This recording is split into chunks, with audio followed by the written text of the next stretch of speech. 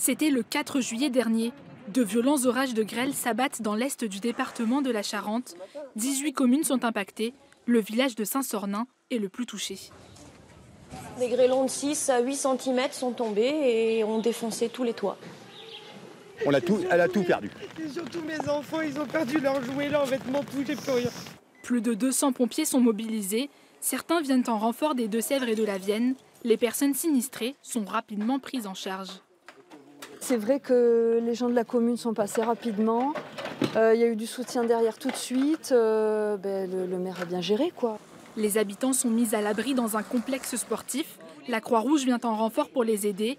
Nourriture et vêtements sont distribués. Quelques jours après, ces bénévoles sillonnent les rues de Saint-Sornin pour apporter avant tout un soutien moral. L'idée de notre présence, c'est de pouvoir nouer un contact avec les sinistrés, de pouvoir être à leur côté, qu'ils ne se sentent pas abandonnés. Au total, on comptabilisera 12 800 sinistres. Plus de 6 000 maisons sont dégradées. Le monde agricole donne alors un coup de main en distribuant des bâches.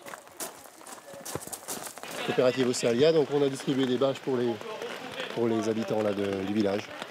Voilà. Donc on continue. L'école de Saint-Sornin n'a pas été épargnée. Des préfabriqués ont été installés pour la rentrée. Première impression, vous trouvez comment? Bien. Après la catastrophe, vient le temps de la reconstruction. Fin juillet, les sinistrés attendent encore des nouvelles de leur assurance. Moi, mon angoisse, c'est plus, est-ce que les assurances vont vraiment jouer le jeu ou est-ce qu'elles vont tirer un petit peu tout ce qu'elles peuvent, quoi, et me dire que mes cloisons vont sécher alors que j'ai des doutes pour certaines cloisons. 5 mois après, plusieurs dommages ne sont finalement pas couverts par les assurances. Sur la partie basse, on a les plafonds, les tapisseries, les peintures.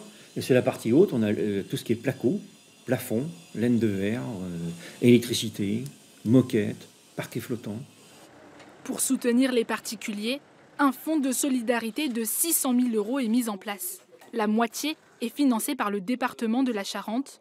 Les sinistrés ont encore jusqu'au 15 février 2019 pour déposer leur dossier en mairie. Pour les commerçants et artisans victimes de la grêle, la région a débloqué une aide de 2 millions d'euros fin septembre. Aujourd'hui, 90% des habitations sont hors d'eau, mais environ 250 personnes n'ont toujours pas pu regagner leur logement.